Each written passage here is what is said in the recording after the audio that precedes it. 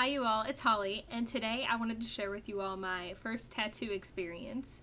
I figured that everyone has a different experience when it comes to getting a tattoo, but mine was interesting as it was not planned at all.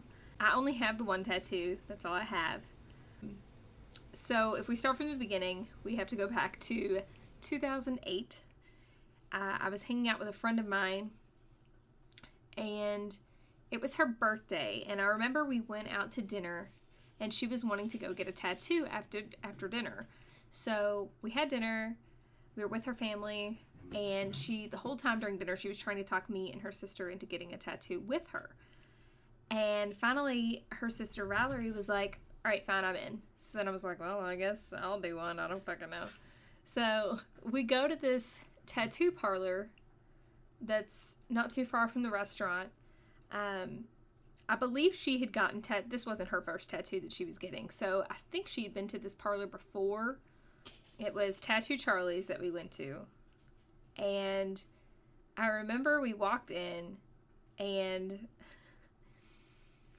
I wasn't really sure what I'd wanted, but my friend Angel had reminded me that, oh, I remember that you had a tattoo idea like years ago that you told me about that I thought was really cool, and I think you should do it with the cassette tape. And I immediately knew what she was talking about, because I had had this idea that if I had ever gotten a tattoo, I wanted to get a tattoo on my back, and I wanted it to be a cassette tape. And for those of you that might be youngins watching this video and don't know what a cassette tape is, you can kindly Google it. It is a device in which you can play music. It is like a little rectangular device, and you put it into like a Walkman or an old-time stereo, and you had to rewind, play, all that jazz to get it to work. Very high tech in the 80s, maybe early 90s. So anyway, I wanted a cassette tape with the reel of the cassette tape coming out of the bottom to say "Music is Life" underneath. And then for the title of the cassette tape, I wanted it to say the Beatles on it. And there's a lot of significance to this tattoo because music is very important to me. I love to sing. I've always loved music ever since I was a kid. I've just always had a very strong connection with music in general. The Beatles in particular, because they're my favorite band, if you couldn't tell by my memorabilia collection behind me. That's why I wanted the cassette tape to say the Beatles. And I chose a cassette tape because I was born in the 80s. I grew up in the late 80s, early 90s when cassette tapes were popular, and that was what I listened to growing up, was cassette tapes. So it just made sense to me to use that. Plus, I liked the idea of using the cassette tape reel to say "Music is Life" at the bottom. So, anyway, we walk into this this tattoo parlor, and we all get linked up with a tattoo artist, and I got linked up with a certain tattoo artist I had no prior research of. I had done no research whatsoever. I knew nothing about this tattoo artist at all. Nothing. That was red flag number one. And pardon my dog for being an asshole. He's going to be growling through the video because he's playing with a toy. Anyway, so we sit down, and he draws out the tattoo. He sketches it out, and it looks really good. I'm pleased with it. I'm okay with it. I call my sister while I'm in the tattoo parlor, and I'm explaining to her what's going on. And she immediately is like, don't do anything until I get there. I've got to see this. Because she knows my tolerance for pain is 0. And she had already gotten a tattoo before, so she knew what to expect, whereas I did not. And she wanted to see me in severe pain, apparently. So her and my brother-in-law drove up to this tattoo parlor just to watch me get a tattoo to see how I would react. So I sit down in the chair, and I'm really nervous, and he starts to tattoo my back, and it is horrendous. And I immediately start crying. I am like screaming out in pain. It is the most painful thing, I think, even to this day, that I've ever experienced. It was terrible. It literally felt like someone was taking a razor blade and just digging into my back. And anytime he would go across my spine, I could feel the vibrations of the needle just shoot all the way down my spine. It was horrific. It was just awful. And I know the tattoo artist was not a fan of me, which I don't blame him in a sense. I'm sure I was doing a lot of jerking just out of compulsion, just out of reaction to what was going on.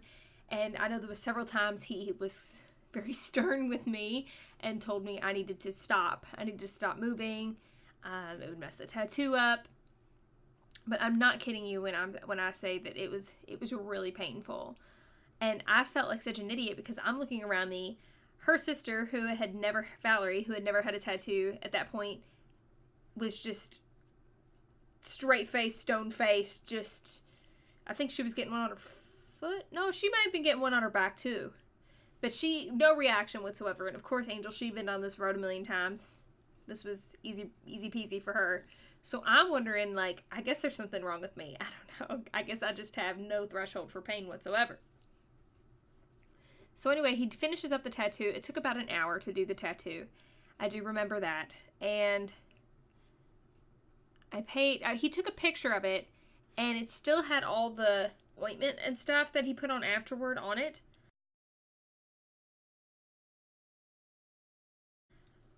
And he took a picture of it, and he told me I would have to take a cold shower and keep it bandaged for however long. I forget. Like I said, this was many years ago when I had this done. And I mean, I was okay with the tattoo. I didn't particularly love it, but I mean, it was one of those things where I never had to look at it since it was on my back. I think he had just done like an okay job. I just figured, it is what it is. Well, cut ahead to several years later, I'm at the hairdresser's, and I was friends with this hairdresser at the time, and I was wearing a tank top or spaghetti strap top or whatever when I was getting my hair done that day, and she saw the tattoo on my back, and she was like, "Girl, you need to do something about this. It looks like shit. Your tattoo looks terrible. It's all faded, and it looks really bad. You need to go talk to my tattoo artist and get this touched up." And for a long time, I was adamant with her, no, I'm not going to do that. It hurts too bad. I'd rather it just look like shit because I don't want to go through that kind of pain again. And she was like, "Well, you got to do something, blah, blah, blah." So finally, I caved. And I went and spoke with her tattoo artist who worked at a different tattoo parlor, 5-Star Tattoos. His name is Dennis. And I showed him my tattoo, and he agreed it looked like shit. He was like, "Whoever did this to you looks like they learned how to tattoo in prison. Like, this is terrible. I would be more than happy, obviously I'd have to pay him, but I'd be more than happy to fix this for you." So we agreed, we set a date, and that was another thing I noticed was that he didn't have an immediate opening. He was booked for months. I had to wait like 6 to 7 months before I was even able to get in to see him. So, and I did my research this time and looked him up online and saw what work he was capable of. And he, like I said, he had done work on my hairdresser who has lots of tattoos, and they're amazing.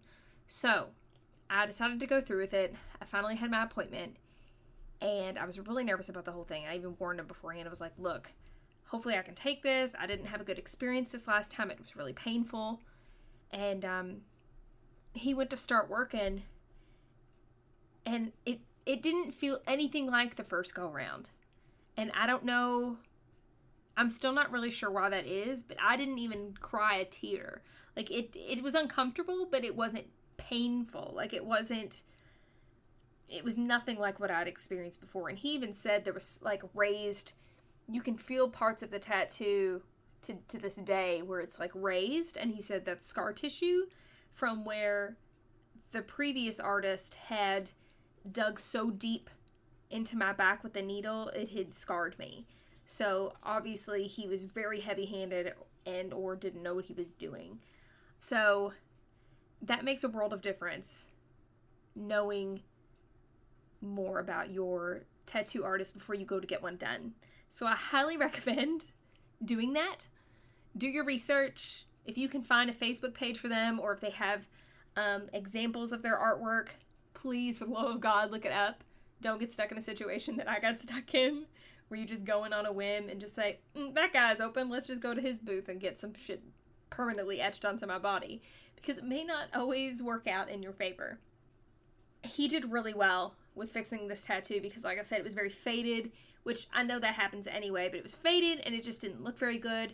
A lot of the letters had been blown out previously, and he was able to correct that. I don't know how he did it, but he did.